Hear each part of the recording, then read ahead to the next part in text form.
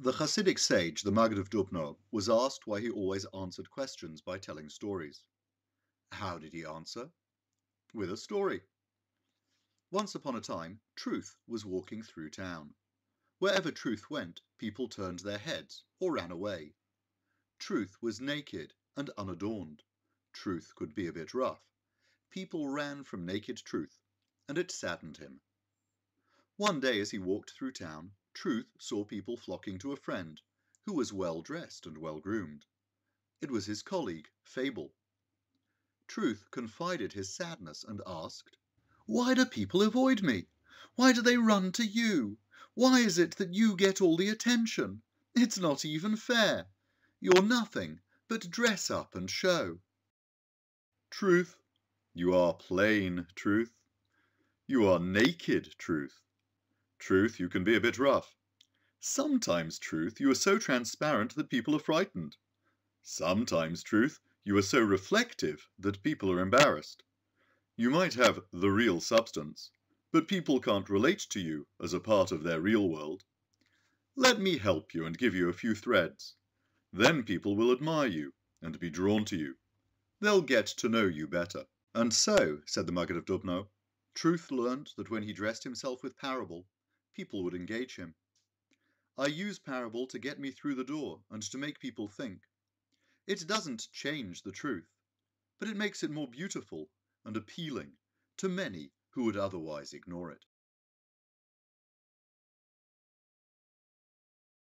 It's interesting how when we look behind the details, new truths emerge. On Shavuot, we read the book of Ruth. It is set in the immediate aftermath of a devastating famine, the GFC of its era. A man called Elimelech, whose name means "My God is King," has left his home in Bethlehem, which means the house of bread. In exile, his sons die.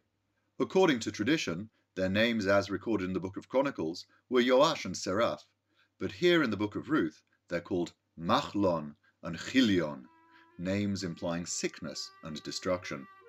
Not the kind of names we'd choose for our children. As you know, Ruth follows Naomi back to Israel. Wherever you go, I will go. Like Abraham and Sarah, I will follow God's path.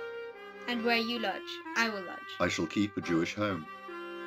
Your people shall be my people. I shall be a part of the Jewish community. And your God, my God. I shall observe the Jewish faith. Where you die, will I die, and there will I be buried. My commitment is lifelong, and my soul is God's in the afterlife.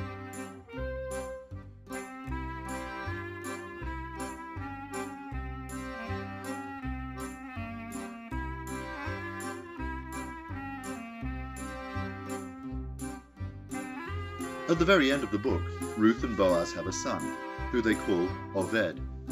The name implies being a dutiful servant and a follower.